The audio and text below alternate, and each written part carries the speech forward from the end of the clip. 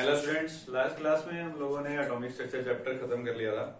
तो आज जो है हम नेक्स्ट चैप्टर स्टार्ट करेंगे, that is periodic classification of elements. तो periodic classification of elements basically क्या चीज है, ये आपका इनऑर्गेनिक केमिस्ट्री का चैप्टर है। ठीक है, तो इस चैप्टर में हम क्या करते हैं, एलिमेंट्स के बारे में स्टडी करेंगे। तो एलिमेंट्स जो है, जैसा कि आप सब जानते हो, 118 एलिमेंट्स नोन है अब तक। तो आपने 10th क्लास में इसके बारे में कुछ कुछ पढ़ा भी हुआ है, तो वहां पर आपने काफी सारी चीजें सीखी थी। यहाँ पर भी आप कुछ वही चीजें रिपीट हैं, कुछ नई चीजें हैं। तो उन्हीं चीजों को थोड़ा आगे डिटेल में हम आज डिस्कस करेंगे। ठीक है, तो सबसे पहली चीज तो पीरियोडिक टेबल क्या चीज होती है। पीरियोडिक टेबल बेसिकली आप सभी ने देखी हुई है। क्या होता है इसके अंदर, बेसिकली हम क्या करते हैं, सारे के सारे एलिमेंट्स को कुछ इस तरीके से अरेंज कर देते हैं कि हमने क्या करते हैं, कुछ ग्रुप्स बना देते हैं और ग्रुप्स में उन एलिमेंट्स को रखा जाता है जिनकी प्रॉपर्टीज आपस में मैच करती है। तो पीरियोडिक टेबल की जरूरत ही क्यों पड़ी? सबसे पहली चीज तो यही याद आती है माइंड में कि पीरियोडिक टेबल भाई बनाई क्यों, क्या जरूरत थी उसकी। देखो, जब बहुत सारे एलिमेंट्स हो जाते हैं तो बहुत सारे एलिमेंट्स की स्टडी करना उतना आसान नहीं हो पाता।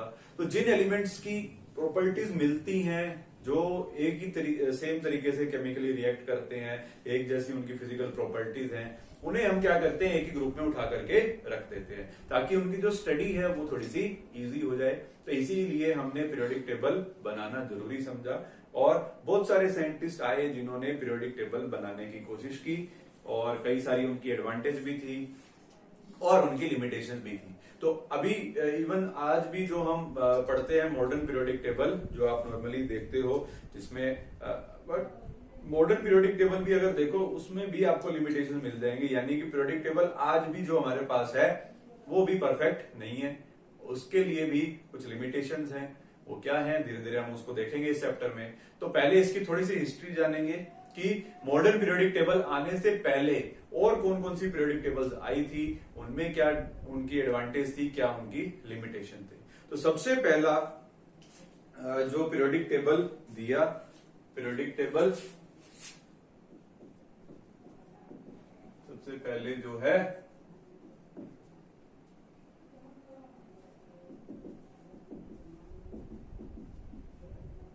चैप्टर हो गया आपका पीरियोडिक क्लासिफिकेशन। तो सबसे पहली जो पीरियोडिक टेबल या ग्रुप्स में जिसने हमारे एलिमेंट्स को रखा, तो वो था हमारा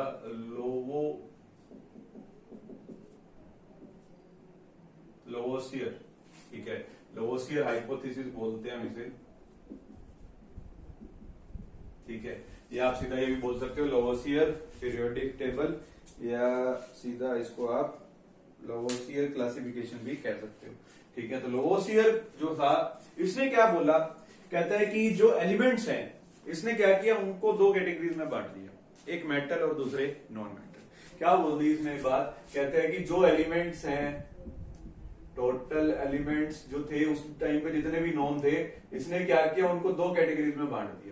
वो कहता है कि एक तो है हमारे पास मेटल और दूसरे है हमारे पास नॉन मेटल। ठीक है, बस इसने इतनी भी क्लासिफिकेशन की और बोला कि जो एलिमेंट्स हैं उनको हम प्रॉपर्टीज के बेसिस पे दो चीजों में क्लासिफाई कर देते हैं, एक मेटल और एक नॉन मेटल। मेटल है उनकी प्रॉपर्टीज आपस में मैच करती हैं और जो नॉन मेटल है उनकी प्रॉपर्टीज आपस में मैच करती हैं।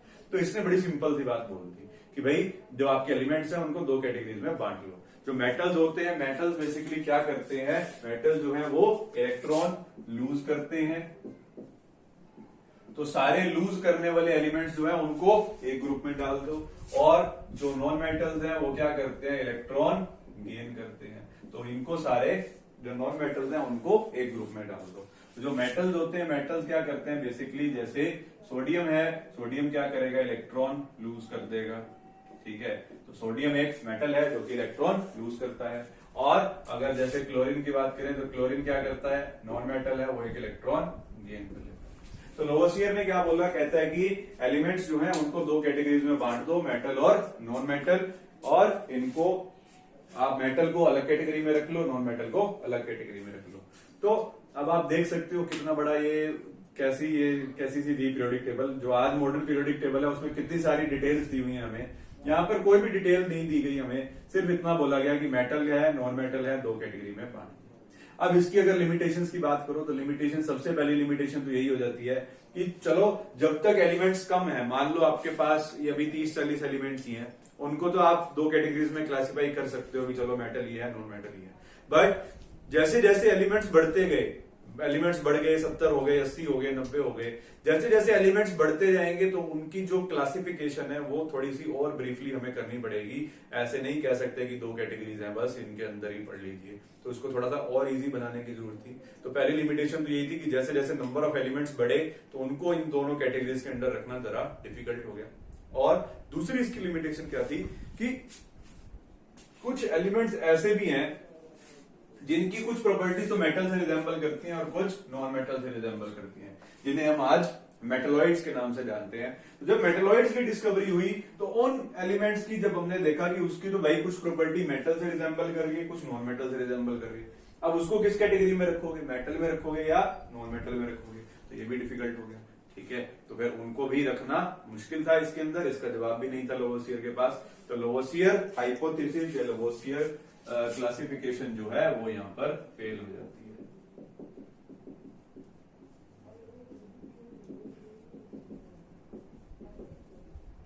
ठीक है, तो इसने बेसिकली एलिमेंट्स को मेटल नॉन मेटल में बांट दिया। और इसकी अगर मैं डिमेरिट्स की बात करूं, डिमेरिट्स या फिर लिमिटेशंस, तो डिमेरिट्स क्या थी इसकी।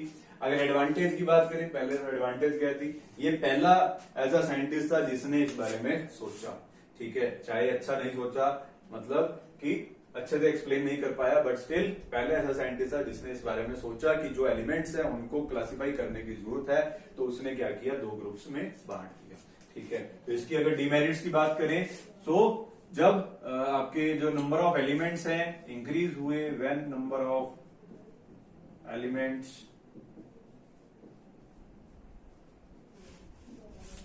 increases, the classification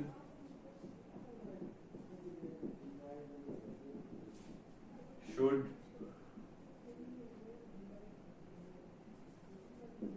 be more briefly।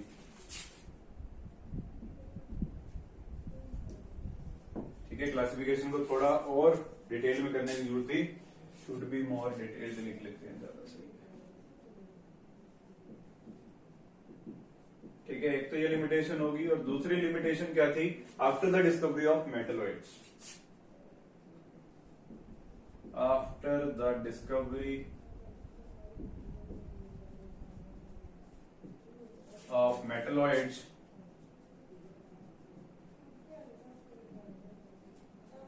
ठीक है, तो डिस्कवरी जब मेटलॉइड्स की हुई, तो इसको पूरा नहीं लिख रहा हूं मैं, इतना आप कुछ समझ सकते हो कि मेटलॉइड्स की जब डिस्कवरी हुई तो उसकी जो पोजीशन थी उसको मेटल में रखे कि नॉन मेटल में रखे, ये भी वो नहीं बता पाया। ठीक है, after the discovery of metalloids you can simply से दिस क्लासिफिकेशन फेल्स।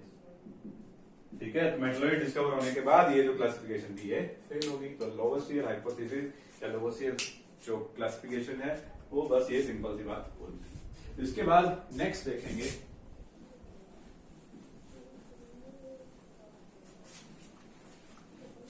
अब कई सारे साइंटिस्ट आएंगे, एक एक करके अपना अपना जो है पॉइंट ऑफ व्यू रखते हैं और अपने हिसाब से एलिमेंट्स को क्लासिफाई करने की कोशिश करते हैं। तो नेक्स्ट था साइंटिस्ट आपका प्राउट्स। प्राउट्स ने भी अपना एक हाइपोथेसिस दिया और क्या बात बोली इसने, क्लासिफिकेशन जो एलिमेंट्स हैं उनको किस तरीके से क्लासिफाई किया जाए। प्राउट्स ने क्या बोला, ये कहता है कि जितने भी एलिमेंट्स हैं वो सारे के सारे हाइड्रोजन से मिलकर के बने। ठीक है, हाइड्रोजन जो है उसका एटॉमिक वेट इसने मान लिया कि 1 है। अब क्या बोला, कहता है कि सारे के सारे एलिमेंट, जितने भी एलिमेंट्स हैं सारे के सारे हाइड्रोजन से मिलकर के बने हैं। देखो नाम, अब इसकी पहली बात में ही हमें जच नहीं रही बात, है ना, हमें इसलिए नहीं जच रही क्योंकि हम अब काफी कुछ जानते हैं एलिमेंट्स के बारे में, बट उस टाइम वो नहीं जानता था, इसलिए उसने बात बोली कि प्राउट्स हाइपोथेसिस क्या बोलता है, इसने बोली बात कि all the elements are made up of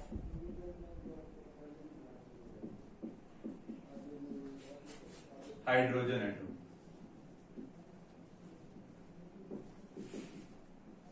ठीक है, तो क्या बोला प्राउट्स, कहता है कि सारे के सारे एलिमेंट जितने भी हैं हाइड्रोजन एटम से मिलकर के बने हैं।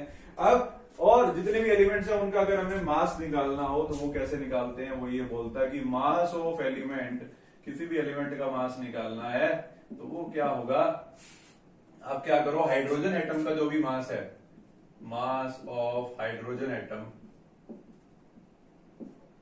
उसको n से मल्टीप्लाई कर दो। यानी कि जैसे अगर हीलियम की बात करो तो उसका मास क्या आ गया, 2 into mass of hydrogen atom.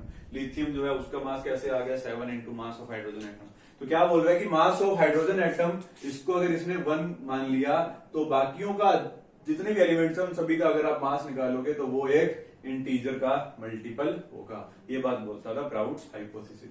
अब आप देख सकते हो कि प्राउड्स हाइपोथेसिस की बात सारी तो सही हो नहीं सकती। पहले तो यही चीज इसकी गलत है जो उसने बोली, all the elements are made up of hydrogen atom. तो इसकी अगर मैं डिमेरिट्स की बात करूं तो डिमेरिट्स इसकी क्या हो जाएंगी, तो पहली तो यही कि all elements are not made up of hydrogen atom. सारे के सारे एलिमेंट जो है वो हाइड्रोजन एटम से मिलकर के नहीं बने हैं। तो पहली इसकी जो डिमेरिट है वो यही हो जाएगी, all the elements are not made up of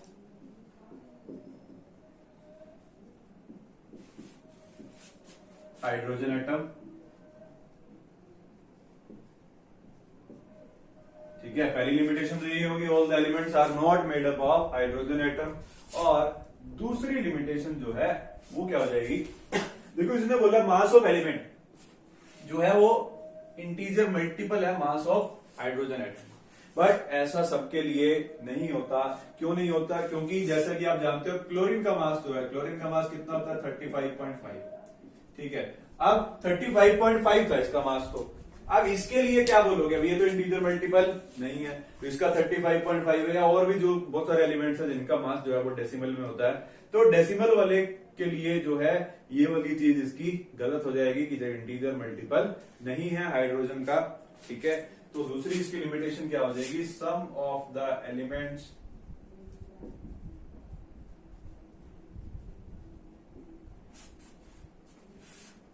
having mass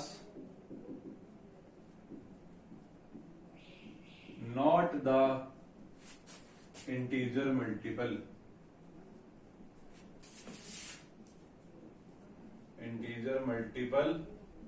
of the mass of hydrogen atom। ठीक है, तो सारी जगह पर ये चीज अप्लाई नहीं की जा सकती कि जो हर एलिमेंट का मास आप नहीं कह सकते इंटीजर मल्टीपल है मास ऑफ हाइड्रोजन एटम का। तो दूसरी चीज हो जाएगी आपकी ये वाली। ठीक है, प्राउड्स हाइपोथेसिस कुछ इस तरीके से था। नेक्स्ट जो है इसके बाद हम बात करेंगे डोबरनियर के बारे में। डोबरनियर वाला आप 10th क्लास में भी पढ़ते हैं, वहां भी आपने पढ़ा था। डोबरनियर ने क्या किया था, ट्राइड दिए थे। ठीक है, तो उसके बारे में अगर बात करें तो नेक्स्ट आ जाता है इसके बाद डोबरनियर ट्राइड या डोबरनियर हाइपोथेसिस बोलते हैं हम इसको। तो डोबरनियर ने क्या किया था, डोबरनियर ने क्या बोला, इससे पहले एक और भी था वैसे, चलो पहले इसको पढ़ लेते हैं। तो डोबरनियर ने क्या बोला, डोबरनियर कहता कि एलिमेंट्स जो हैं उनको 3-3 के ग्रुप्स में डिवाइड कर दीजिए। 3-3 ट्राइड का मतलब यहाँ पर क्या, ट्राई का मतलब 3 है, 3-3 के ग्रुप्स में डिवाइड कर दीजिए एलिमेंट्स को। और उन ट्राइड्स का जो बेसिस है वो बेसिस कैसे, किस बेस के ऊपर आप डिवाइड कर सकते हो। जैसे अगर इसने जो ट्राइड बनाए थे, अगर उनपे मैं एक ट्राइड का एग्जांपल लेता हूं, जैसे है आपके पास लिथियम, सोडियम, पोटेशियम, ये एक ट्राइड है डोबरनियर ने जो दिया था।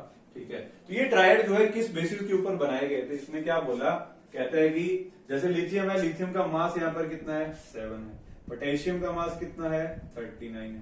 ठीक है, और जो सोडियम है, सोडियम का मास कितना है, 23 है।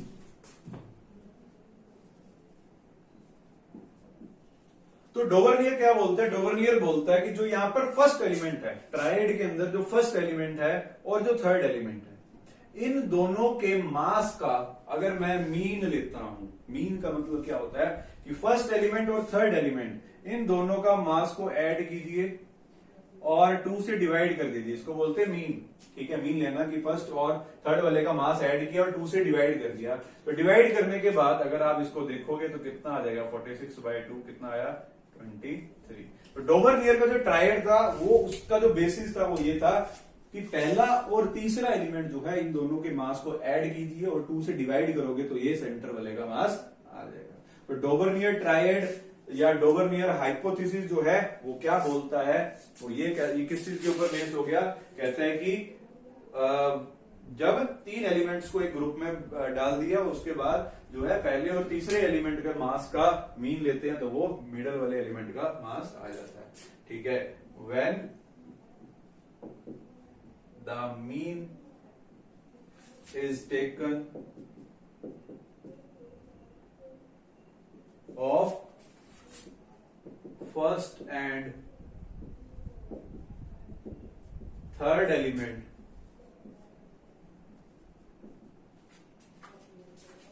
of first and third element of triad, when the mean is taken, when the mean of mass,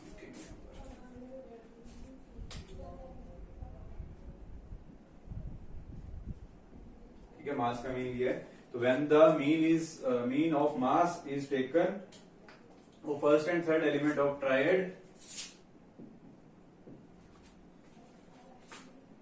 the answer, जो भी आंसर आएगा, the answer will be the mass of second element।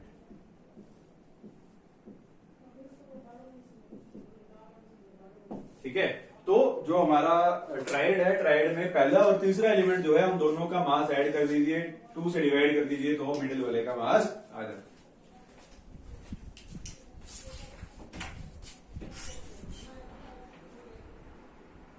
2 घंटे हो गए, इतनी बार समझा ली फिर होगी।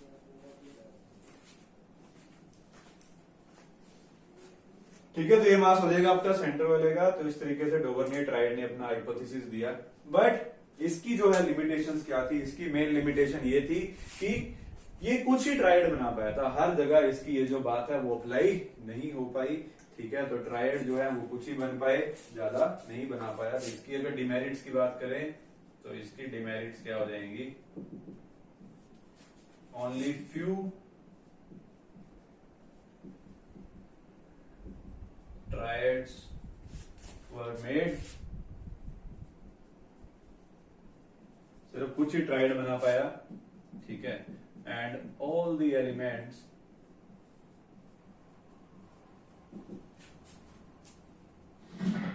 Can not be arranged, all the elements cannot be arranged according to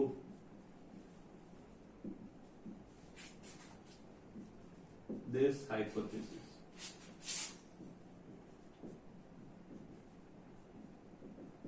ठीक है, तो ये हो जाएगा डोबरनियर ट्राइड का लिमिटेशन। तो बेसिकली आपको बस ये पता होना चाहिए कि किस चीज के ऊपर ये बेस्ड था और क्या इसकी डिमेरिट्स थी। ठीक है, तो नेक्स्ट देखेंगे इसके बाद जो है एक और साइंटिस्ट आया जिसने अपना हाइपोथेसिस दिया और वो था न्यूलैंड।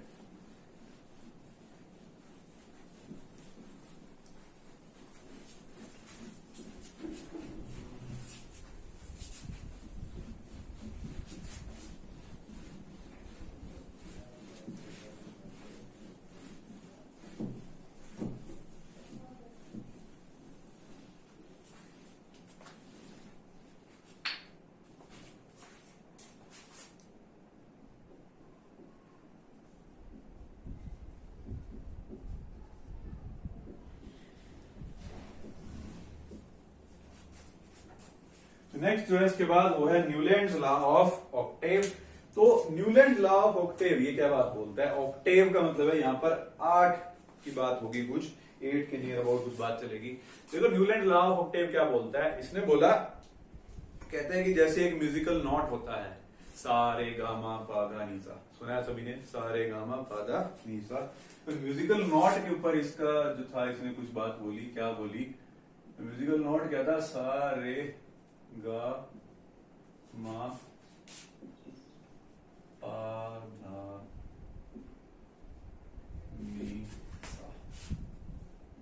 ठीक है, तो न्यूलैंड बोला, कहता है कि जैसे एक म्यूजिकल नोट होता है, म्यूजिकल नोट में हम एक चीज देखते हैं कि ये है आपका फर्स्ट म्यूजिकल नोट, सा, 2 3 4 5 6 7 8।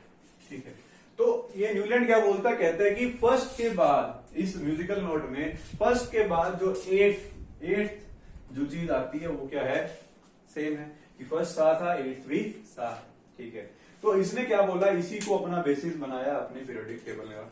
क्या बोल ली इसने बात, कहते हैं कि जब आप एलिमेंट्स को अरेंज कर देते हो increasing order of atomic weight के हिसाब से, ठीक है, कि इंक्रीजिंग ऑर्डर ऑफ वेट में लगा दिया आपने एलिमेंट्स को, उसके बाद जो फर्स्ट एलिमेंट है, फर्स्ट एलिमेंट के बाद जो एट्थ एलिमेंट आएगा उसकी जो प्रॉपर्टीज हैं वो फर्स्ट वाले के साथ मैच करेंगी। क्या बात बोली, ये देखिए, जैसे कि आपके पास है lithium, beryllium, boron, carbon, nitrogen, oxygen, fluorine,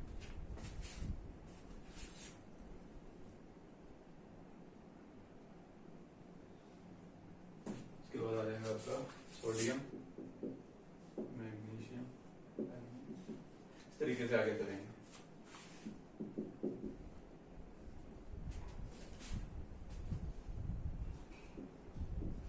ठीक है, तो इसने बोला, कहता है कि फर्स्ट के बाद जो एट्थ एलिमेंट आता है उसकी जो प्रॉपर्टीज हैं वो पहले वाले से मैच करती हैं। तो सबसे पहली चीज तो इसने जो एलिमेंट्स को अरेंज किया है वो किस चीज में अरेंज किया है, in the increasing order of their atomic weight. ठीक है, तो ये जो था, ये लिथियम आपका फर्स्ट एलिमेंट, फर्स्ट के बाद 2, 3, 4, 5, 6, 7। तो आप कहोगे फ्लोरीन के बाद तो नियोन आता है, इसने सोडियम कैसे लिख दिया। उस टाइम पे जो नोबल गैसेस थी वो डिस्कवर नहीं हुई थी, इसलिए इसने इस पीरियोडिक टेबल में उसको कंसीडर नहीं किया है। तो फ्लोरीन के बाद सोडियम ही माना जाता था उस टाइम पे, क्योंकि जो नियोन था या नोबल गैसेस जितनी भी हैं वो डिस्कवर नहीं की गई थी। तो फ्लोरीन के बाद जब फ्लोरीन के बाद आता है सोडियम, तो ये हो गया आपका एट्थ एलिमेंट, ये था फर्स्ट एलिमेंट। फर्स्ट के बाद जो एट्थ आया, इसने बोला कि इसकी प्रॉपर्टी जो है इसके साथ मैच करेंगी, तो यही था इसका बेसिस इसकी पीरियोडिक टेबल का। और अगर इस बेरिलियम को हम फर्स्ट एलिमेंट मान लेते हैं, तो इस बेरिलियम को फर्स्ट मानोगे तो एट्थ जो होगा वो मैग्नीशियम हो जाएगा। इसने बोला बेरिलियम की प्रॉपर्टीज मैग्नीशियम के साथ मैच करेगी। और अगर बोरोन को फर्स्ट मान लेते हो तो बोरोन का जो एट्थ बनेगा वो एल्यूमिनियम हो जाएगा, तो इसके साथ इसकी प्रॉपर्टीज मैच करेंगी। ठीक है, तो ये था न्यूलैंड लॉ ऑफ ऑक्टेव्स, जिसमें हमें एक दो बातें पता चली कि एक तो जब आप increasing order of atomic weight में अरेंज करते हो अपने एलिमेंट्स को, तो कुछ टाइम के बाद जो प्रॉपर्टीज है वो क्या करती हैं, रिपीट करती हैं। और ये जो रेपिटेशन ऑफ प्रॉपर्टीज होता है इसको हम क्या बोलते हैं, पीरियोडिसिटी।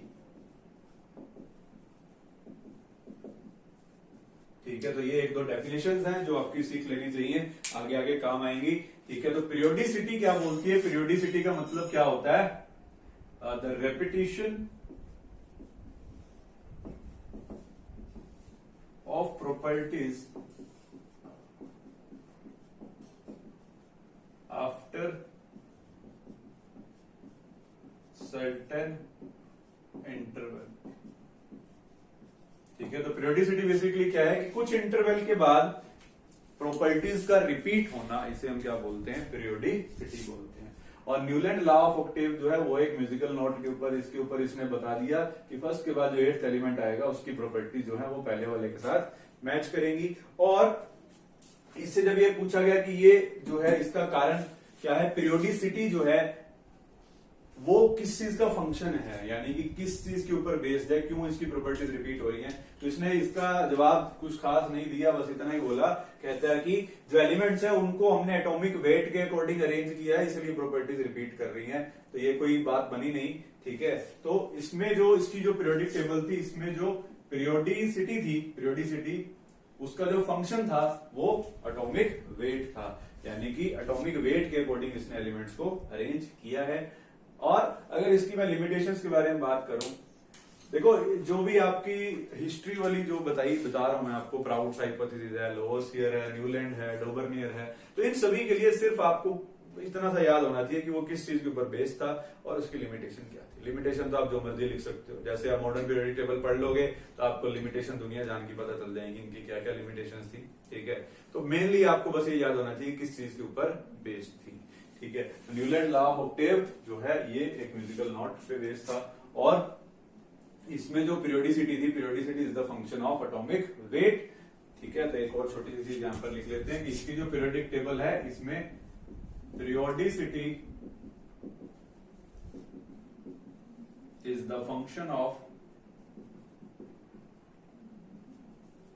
एटॉमिक, या इसको समझने के लिए बिल्कुल सिंपल सी चीज याद रख लो कि बस जो एलिमेंट्स हैं वो एटॉमिक वेट के अकॉर्डिंग इसने अरेंज किए हुए हैं, ठीक है। तो इसके बाद इसके डिमेरिट्स की अगर बात करें तो देखो पहली लिमिटेशन तो इसकी क्या बन जाती है, डिमेरिट्स की अगर बात करें तो ये जो है इसने जो फंडा बोला ये कि फर्स्ट के बाद 8th एलिमेंट की जो प्रॉपर्टीज है वो रिपीट होंगी, ये चला सिर्फ 20 एटॉमिक नंबर तक, उसके बाद ये फेल हो गया, ठीक है। क्लोरीन के बाद आपका आ जाएगा आर्गन, फिर आ गया आपका सॉरी आर्गन के बाद आ गया पोटेशियम, फिर आ गया कैल्शियम, उसके बाद जब स्कैंडियम टाइटेनियम वो सब आने शुरू हुए तो वहां पर जो है फर्स्ट के बाद 8th वाला जो फंडा था वो खत्म हो गया, ठीक है। कि तो इसका जो ये हाइपोथेसिस का this only applicable on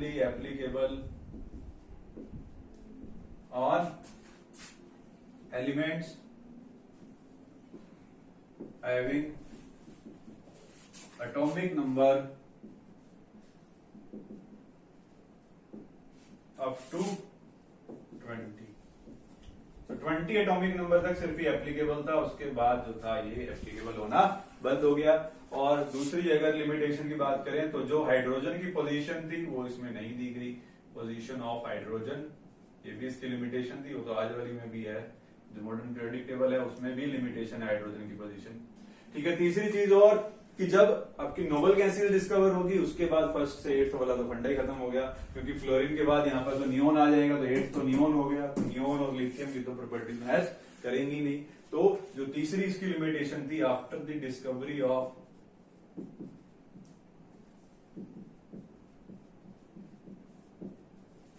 noble gases, this hypothesis completely fails, ठीक है। तो जो नोबल गैसेस थी उनकी डिस्कवरी के बाद तो ये बिल्कुल ही फेल हो गया, कि जो फर्स्ट के बाद इसने 8th वाली बात कही, जब नोबल गैसेस आ जाएंगी तो नोबल गैसेस 8th बन जाएगी, तो वो उस 8th का जो प्रॉपर्टीज है वो फर्स्ट वाली के साथ तो मैच करेगा नहीं, ठीक है। तो ये हो जाएगा आपका न्यूलैंड लॉ ऑफ ऑक्टेव्स। तो जैसा कि मैंने आपको अभी बताया ही है कि इनका आपको ज्यादा वो नहीं देखना, बस ये देखना है कि किस चीज के ऊपर ये बेस्ड है और इनकी क्या लिमिटेशन। तो नेक्स्ट देखते हैं इसके बाद और साइंटिस्ट आया, इसका नाम था लोथर मेयर।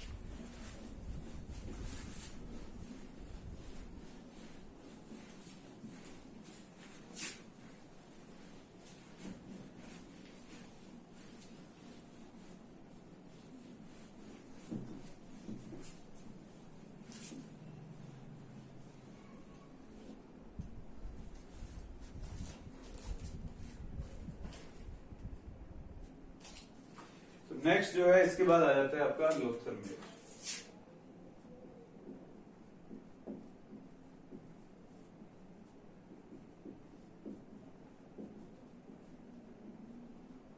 तो लोथर मेयर हाइपोथेसिस ये क्या बोलता है देखते हैं। देखिए लोथर मेयर ने क्या किया था, इसने क्या बोला, इसने एक ग्राफ बनाया, ग्राफ के अकॉर्डिंग इसने एलिमेंट्स को अरेंज किया। कैसे, आइए देखते हैं। देखो सबसे पहली चीज तो इसने जो ग्राफ बनाया था वो किस किस के अलोंग बनाया,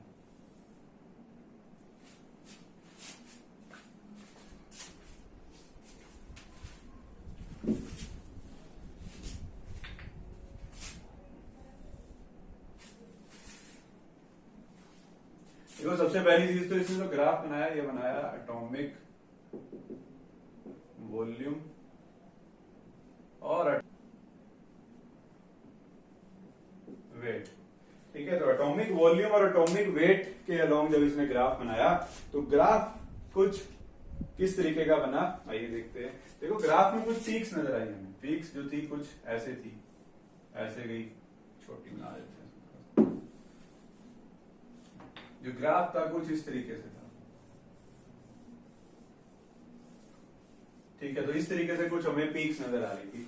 तो एटॉमिक वॉल्यूम और एटॉमिक वेट के अलोंग जब हमने ग्राफ बनाया और एलिमेंट्स को जब ऑब्जर्व किया तो ऑब्जर्व करने के बाद जो ये जो पीक्स हैं, जो यहाँ पर हमें पीक्स नजर आ रही हैं सारी की सारी, इन पीक्स पर जो एलिमेंट्स प्रेजेंट थे, पहली पीक जो थी इस पर प्रेजेंट था आपका लिथियम, फिर आता सोडियम, पोटेशियम, रुबिडियम एंड सीपियम। ठीक है, और अगर मैं यहां पर देखूं तो यहां पर ऑब्जर्व किया गया बेरिलियम, यहां ऑब्जर्व किया गया मैग्नीशियम, यहां ऑब्जर्व किया गया कैल्शियम, यहां ऑब्जर्व किया गया स्ट्रोंशियम, यहां ऑब्जर्व किया गया बेरियम। ठीक है, और अगर यहां पर देखें तो यहां पर ऑब्जर्व किया गया आपका फ्लोरीन, यहां ऑब्जर्व किया गया क्लोरीन, यहां ऑब्जर्व किया गया ब्रोमीन और यहां ऑब्जर्व किया गया आयोडीन। ठीक है, तो ये कुछ ग्राफ बनाया लोथर मेयर ने एटॉमिक वॉल्यूम और एटॉमिक वेट के लोग। और इस ग्राफ में क्या चीज उसने बोली, कहते हैं कि जो पीक्स हैं, जो सबसे हाईएस्ट पीक आ रही है, उस हाईएस्ट पीक के ऊपर जो एलिमेंट प्रेजेंट हैं, ठीक है, इनकी प्रॉपर्टीज जो है आपस में मैच करती है। लिथियम, सोडियम, पोटेशियम, रुबिडियम और सीजियम, इनकी प्रॉपर्टीज जो है वो आपस में मैच करती है। इनको उठा करके एक ग्रुप में रख दो।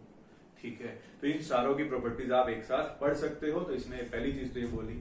और दूसरी चीज क्या बोलता है, कहते हैं कि जो ग्राफ जहां पर डिसेंडिंग में है, नीचे की तरफ आ रहा है, नीचे की तरफ जिस पोजीशन पर, जैसे यहां पर बेरिलियम है, यहां पर मैग्नीशियम है, यहाँ कैल्शियम, स्ट्रोंशियम और बेरियम, तो ये जो पोजीशन है जहां पर एलिमेंट जो है वो डिसेंडिंग पोजीशन पर प्रेजेंट है, इन सभी की प्रॉपर्टीज आपस में मैच करेंगी। इनको भी उठा करके एक ग्रुप में रख दो। ठीक है, एक बात ये बोल दी। और एक चीज और बोलता है, कहते हैं असेंडिंग वाली पोजीशन पर जो जो एलिमेंट्स प्रेजेंट है, इनकी प्रॉपर्टीज भी आपस में मैच करेंगी। इनको भी उठा करके एक ग्रुप में रख दो। ठीक है, तो इस बेसिस के ऊपर जो आपका लोथर मेयर का जो कर्व है ये डिपेंड करता था। काफी अच्छी चीज इसने बताई कि जो आपका ग्राफ है वो कुछ इस तरीके से आता है कि और जो जिस पोजीशन पर आपके एलिमेंट्स प्रेजेंट हैं, अगर पीक्स पर सारे एलिमेंट्स देखोगे तो उनकी प्रॉपर्टी सेम है, डिसेंडिंग पर देखोगे तो उनकी प्रॉपर्टी सेम है, और जो असेंडिंग पर प्रेजेंट है उनकी प्रॉपर्टीज आपस में सेम है। ठीक है, और जो लोथर मेयर था ये क्या बोलता था, एक चीज और बोली इसने कि जो पीरियोडिसिटी है, periodicity is the function of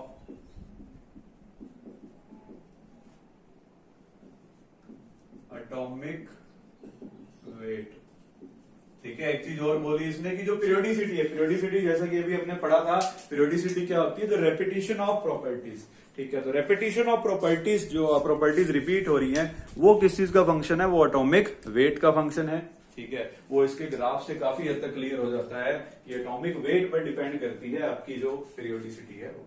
ठीक है, और दूसरी चीज इसने क्या बोली, कहता है कि the elements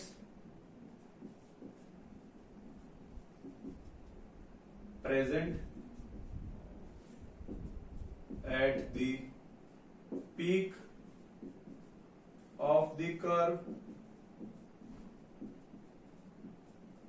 resemble in properties। ठीक है, and the elements present at descending position of curve resemble in properties. ठीक है, अगर प्रॉपर्टीज जहां जहां पर पोजीशन एक जैसी है, वहां पर उनके जो एलिमेंट्स हैं उनकी प्रॉपर्टीज आपस में मैच करेंगी। तो ये जो लोथर मेयर हाइपोथेसिस था, इसकी जो है यही बेसिस बना। नेक्स्ट इसके बाद जो हम पढ़ेंगे मेंडली पीरियोडिक टेबल, उसका बेसिस यही था कि जो periodicity is the function of atomic weight, यहीं से ही उसको आइडिया आया। और उसकी पीरियोडिक टेबल काफी ज्यादा फेमस हुई थी, काफी ज्यादा टाइम तक आई थी, और उसने बहुत अच्छे से एक्सप्लेन किया था। ठीक है, और इसकी अगर लिमिटेशंस की बात करें तो इसकी भी कई सारी लिमिटेशंस हैं। इसकी लिमिटेशन क्या हो जाती है कि जो आपका लोथर मेयर है, इसने बोल दिया कि सारी प्रॉपर्टीज जो है वो पीरियोडिक फंक्शन किसका है, एटॉमिक वेट का है। तो एटॉमिक वेट जो है वो फंक्शन नहीं होता है, वो आज भी हमें मालूम है। वो जो है एटॉमिक फंक्शन जो होता है, जब इससे पूछा गया कि भाई प्रॉपर्टीज मैच क्यों करती हैं इनकी आपस में, तो उसका जवाब इसके पास नहीं था। ठीक है, तो जो इसका पहला बेसिस था एटॉमिक वेट, जो है पीरियोडिसिटी का फंक्शन है वो गलत था, ये इसकी डिमेरिट थी। ये हो जाएगा आपका लोथर मेयर। नेक्स्ट इसके बाद है मेंडलीव पीरियोडिक टेबल। ठीक है, तो उसको भी हम देख लेते हैं। मेंडलीव पीरियोडिक टेबल जो है वो